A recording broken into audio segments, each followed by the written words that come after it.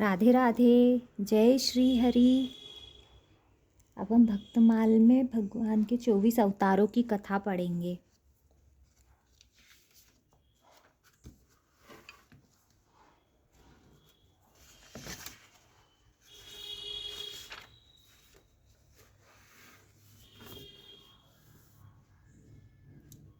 भगवान के 24 अवतारों की कथा। अचिंत्य परमेश्वर की अतर्क लीला से त्रिगुणात्मक प्रकृति द्वारा जब सृष्टि प्रवाह होता है तो उस समय रजोगुण से प्रेरित वे ही परब्रह्म परमात्मा सगुण होकर अवतार ग्रहण करते हैं। वस्तुतः यह जगत परमात्मा का लीला विलास है, लीला रमण का आत्माभिरमण है। इसलिए भगवान अपनी लीला को चिन्मय बनाने के लिए अपने ही द्वारा निर्मित जगत में अंतर्यामी रूप से स्वयं प्रविष्ट भी हो जाते हैं। तत्सृष्ट्वा तदेवानुप्राविशत। वे परम प्रभु अजायमान होते हुए भी बहुत रूपों में लीला करते हैं। अजायमानो बहुधा विजायते। उनको यह लीला उनके अपने आनंद विलास के लिए होती है, जिसके फलस्वरूप भक्तों की कामनाएं भी पूर्ण होती जाती है। भगवान का अपने नित्य धाम से पृथ्वी पर लीला अवतरण ही अवतार कहा जाता है। कल्प भेद से भगवान ने अनेक अवतार धारण कर अपने लीला चरित से संत जन परित्राण, दुष्ट दलन और धर्म संस्थापन के कार्य किए हैं। उनके अनंत अवतार हैं, अनंत चरित्र है और अनंत लीला कथाएं हैं। यहाँ उनमें से 24 प्रमुख अवतारों का संक्षिप्त निदर्शन प्रस्तुत किया जा रहा है। इसमें पहला अवतार है मत्स्य अवतार। तो अब हम मत्स्य अवतार की कथा पढ़ेंगे। ब्रह्मा जी के सोने का जब समय आ गया और उन्हें नींद आने लगी, उस समय वेद उनके मुख से निकल पड़े और उनके पास ही रहने वाले हयग्रीव नामक दैत्य ने उन्हें चुरा लिया। ब्राह्य नामक नैमित्तिक प्रलय होने से सारे लोग समुद्र में डूब गए। श्री हरि ने हयग्रीव की चेष्टा जान ली और वेदों का उद्धार करने के लिए मत्स्य अवतार ग्रहण किया। द्रविड़ देश के राजर्षि सत्यव्रत बड़े भगवत परायण थे। वे मलय पर्वत की एक शिखर पर केवल जल पीकर तपस्या कर रहे थे। ये ही वर्तमान महाकल्प में वे स्वतः मनु हुए। एक दिन कृतमाला नदी में तर्पण करते समय उनकी अंजलि में एक छोटी सी मछली आ गई। उन्होंने उसे जल के साथ फिर नदी में छोड़ दिया।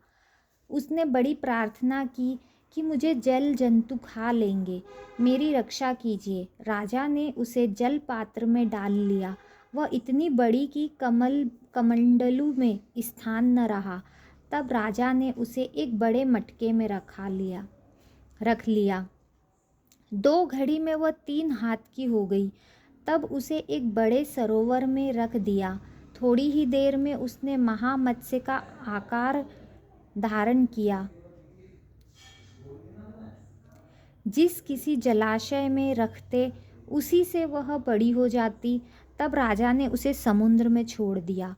उसने बड़ी करुणा से कहा, राजन, आप मुझको इसमें न छोड़े, मेरी रक्षा करें। तब उन्होंने प्रश्न किया, मत्स्य रूप धारण करके मुझको मोहित करने वाले आप कौन हैं? आपने एक ही दिन में 400 कोस के विस्तार का सरोवर घेर लिया। आप अवश्य ही सर्वशक्तिमान, सर्व अंतर्यामी, अविनाशी श्री हरि है। आपने यह रूप किस उद्देश्य से ग्रहण किया है? तब भगवान ने कहा, आज से 7वें दिन तीनों लोग प्रलयकालीन समुद्र में डूब जाएंगे। तब मेरी प्रेरणा से एक बड़ी भारी नाव तुम्हारे पास आएगी। उस समय तुम समस्त प्राणियों के सूक्ष्म शरीरों को लेकर सप्त ऋषियों के समेत उस पर चढ़ जाना और समस्त औषधियों और बीजों को साथ रख लेना। जब तक ब्रह्मा की रात्रि रहेगी तब तक मैं तुम्हारी नौका को लिए समुद्र में विहार करूँगा और तुम्हारे प्रश्नों का उत्तर दूंगा। यह कहकर मत्स्य भगवान अंतर ध्यान हो गए। प्रलय काल में वैसा ही हुआ जैसा भगवान ने कहा था। मत्स्य भगवान प्रकट हुए। उनका शरीर सोने के समान दैदीप्यमान था और शरीर का विस्तार 4 लाख कोस का था। शरीर में एक बड़ा भारी सिंह भी था। वह नाव वासुकी नाग से सिंह में बांध दी गई। सत्यव्रत जी ने भगवान की स्तुति की। भगवान ने प्रसन्न होकर उन्हें अपने स्वरूप का संपूर्ण परम रहस्य और ब्रह्म तत्व का उपदेश किया, जो मत्स्य पुराण में है। ब्रह्मा की नींद टूटने पर भगवान ने हयग्रीव को मारकर श्रुतियाँ ब्रह्मा जी को लौटा दी। श्रीमद् भागवतम में कहा गया है, समुद्र का एक पुत्र शंख था। इसने देवताओं को परास्त करके इनको स्वर्ग से निकाल दिया। सब लोग पालों के अधिकार छीन लिए। देवता मेरुगिरी की कंदराओं में जा छिपे। शत्रु के अधीन न हुए। तब दैत्य ने सोचा कि देवता वेद मंत्रों के बल से प्रबल प्रतीत होते हैं, अतः मैं वेदों का अपहरण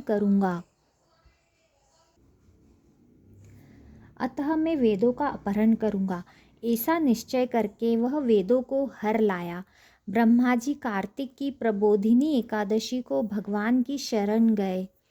भगवान ने आश्वासन दिया और मछली के समान रूप धारण करके आकाश से वे विंध्य पर्वत निवासी कश्यप मुनि की अंजलि में गिरे। मुनि ने करुणावश उसे क्रमशः कमंडलू, कूप, सरिता आदि अनेक स्थानों में रखते हुए अंत में उसे समुद्र में डाल दिया। वहाँ भी वह बढ़कर विशालकाय हो गया। तदंतर उन मत्स्य रूपधारी भगवान ने शंखासुर का वध किया और विष्णु रूप में उसे हाथ में लिए वे बद्री वन में गए। वहाँ संपूर्ण ऋषियों को बुलाकर आदेश दिया कि जल के भीतर बिखरे हुए वेदों की खोज करो और रहस्य सहित उनका पता लगाकर शीघ्र ही ले आओ। तब तेज और बल से संपन्न समस्त मुनियों ने यज्ञ और बीज सहित वेद मंत्रों का उद्धार किया। जिस वेद के जितने मंत्रों को जिस ऋषि ने उपलब्ध किया, वही उतने भाग का तब से ऋषि माना जाने लगा। ब्रह्मा समेत सब ऋषियों ने आकर प्राप्त किए हुए वेदों को भगवान को अर्पण कर दिया। ये ब्रह्म पुराण में लिखा है। अब पद्म पुराण के हिसाब से पद्म पुराण में लिखा है कि दिति के मकर हयग्रीव महाबलशाली हिरण्याक्ष, हिरण्यकशिपु, जंभ और मय आदि पुत्र हुए। मकर ने ब्रह्मलोक में आकर ब्रह्मा जी को मोहित करके उनसे संपूर्ण वेद ले लिए। इस प्रकार श्रुतियों का अपहरण करके वह महासागर में घुस गया। फिर तो सारा संसार धर्म शून्य हो गया। ब्रह्मा जी की प्रार्थना से भगवान मत्स्य रूप धारण करके महासागर में प्रविष्ट हुए और मकर दैत्य को थुथुन के अग्रभाग से विदीर्ण करके उन्होंने मार डाला और अंग उपांगों सहित संपूर्ण वेदों को लाकर ब्रह्मा जी को समर्पित कर दिया। अब अगली कथा है श्री वराह अवतार की कथा। भगवान वराह का अवतार। ब्रह्मा जी से सृष्टि क्रम प्रारंभ करने की आज्ञा पाए हुए स्वयंभू मनु ने पृथ्वी को प्रलय के एकार्णव में डूबी हुई देखकर उनसे प्रार्थना की कि आप मेरे और मेरी प्रजा के रहने के लिए पृथ्वी के उद्धार का प्रयत्न करें, जिससे मैं आपकी आज्ञा का पालन कर सकूं। ब्रह्मा जी इस विचार में पड़कर कि पृथ्वी तो रसातल में चली गई है, इसे कैसे निकाला जाए, वे सर्वशक्तिमान श्री हरि की शरण गए। उसी समय विचार मग्न ब्रह्मा जी की नाक से अंगुष्ठ प्रमाण एक वराह बाहर निकल पड़ा और क्षण भर में पर्वताकार विशाल रूप गजेंद्र सरीका होकर गर्जन करने लगा। शुकर रूप भगवान पहले तो बड़े वेग से आकाश में उछले। उनका शरीर बड़ा कठोर था, त्वचा पर कड़े कड़े बाल थे, सफ़ेद दाढ़ें थी, उनके नेत्रों से तेज निकल रहा था, उनकी दाढ़ें भी अति कर्कश थी। फिर अपने वज्रमय पर्वत के समान कठोर कलेवर से उन्होंने जल में प्रवेश किया। बाणों के समान पैने खुरों से जल को चीरते हुए वे जल के पार पहुँचे। रसातल में समस्त जीवों की आश्रयभूता पृथ्वी को उन्होंने वहाँ देखा। पृथ्वी को वे दाढ़ों पर लेकर बाहर आए। जल से बाहर निकलते समय उनके मार्ग में विघ्न डालने के लिए महापराक्रमी हिरण्याक्ष ने जल भीतर ही उन पर गदा से प्रहार करते हुए आक्रमण कर दिया। भगवान ने उसे लीलापूर्वक ही मार डाला। श्वेत दाढ़ों पर पृथ्वी को धारण किए जल से बाहर निकले हुए तमाम वृक्ष के समान नीलवर्ण वराह भगवान को देखकर ब्रह्मादिक को निश्चय हो गया कि ये भगवान ही है। वे सब हाथ जोड़कर स्तुति करने लगे। जय श्री हरि। अब श्री हरि के तीसरे अवतार कच्छप अवतार की कथा। कच्छप यानी कमठ। तो कच्छप अवतार की कथा हम शुरू कर रहे हैं। जब दुर्वासा जी के श्राप से इंद्र सहित तीनों लोग श्री रहित हो गए, तब इंद्रादि ब्रह्मा जी की शरण में गए। ब्रह्मा जी सबको लेकर अजित भगवान के धाम को गए और उनकी स्तुति की। भगवान ने उनको यह युक्ति बताई कि दैत्य और दानवों के साथ संधि करके मिलजुल कर उन क्षीर सिंधु को मथने का उपाय करो। मंदरांचल को मथानी और वासुकी नाग को नेति बनाओ। मंथन करने पर पहले कालकूट निकलेगा, उसका भय न करना, और फिर अनेक रत्न निकलेंगे, उनका लोभ न करना। अंत में अमृत निकलेगा, उसे मैं युक्ति से तुम लोगों को पिला दूंगा। देवताओं ने जाकर दैत्यराज बलि महाराज से संधि कर ली। अब देवता और दैत्य मंदरांचल को उखाड़ कर ले चले, परंतु थक गए। तब भगवान प्रकट होकर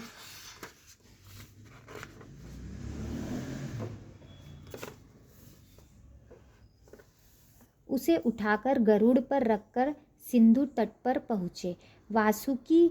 वासुकी अमृत के लोभ से नेति बने।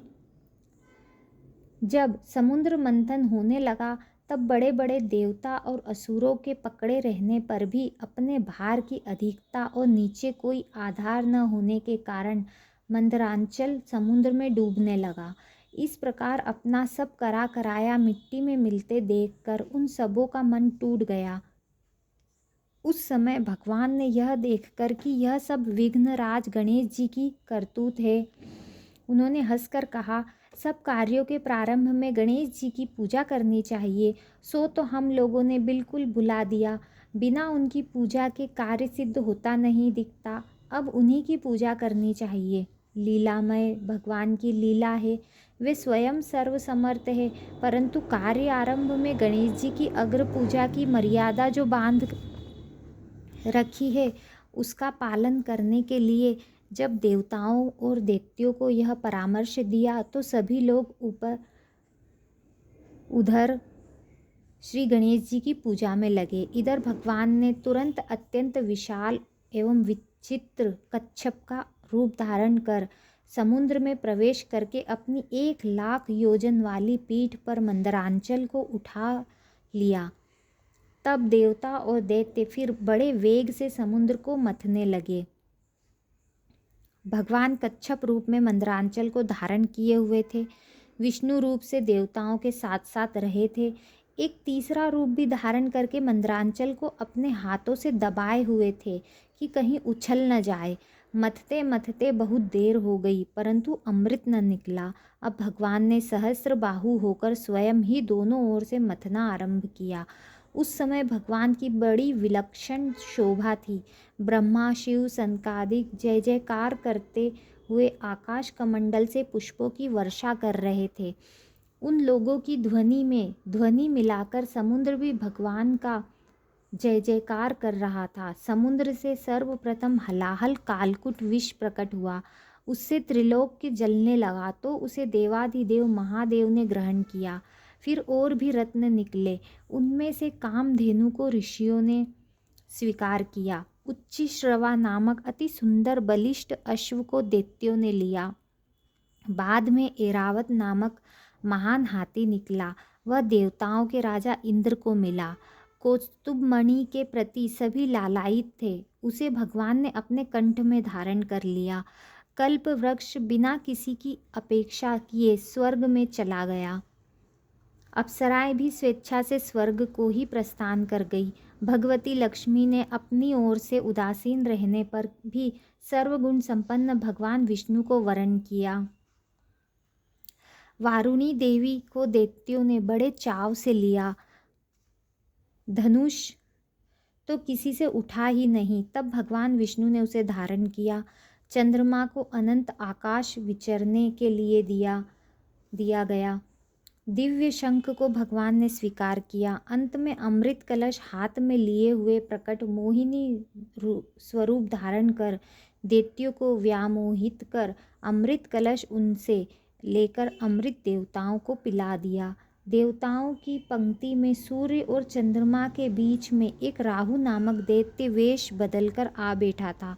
उसे अमृत पिलाया ही जा रहा था कि चंद्रमा और सूर्य ने बतला दिया और तुरंत ही भगवान के चक्र ने उसका सिर धड़ से अलग कर दिया। परंतु कुछ अमृत उसे मिल चुका था, अतः सिर कटने पर भी मरा नहीं, इसलिए उसे ग्रहों में स्थान दिया गया। राहु अब भी सूर्य चंद्रमा से बदला लेने के लिए उनके पर्व अमावस्या और पूर्णिमा पर आक्रमण करता है, जिसे ग्रहण कहते हैं। देवताओं ने अमृत पी लिया था, भगवान का आश्रय था ही, अतः अब की बार संग्राम में विजय देवताओं की हुई। हरे कृष्ण, राधे राधे। अब अगली कथा कल पढ़ेंगे। राधे राधे।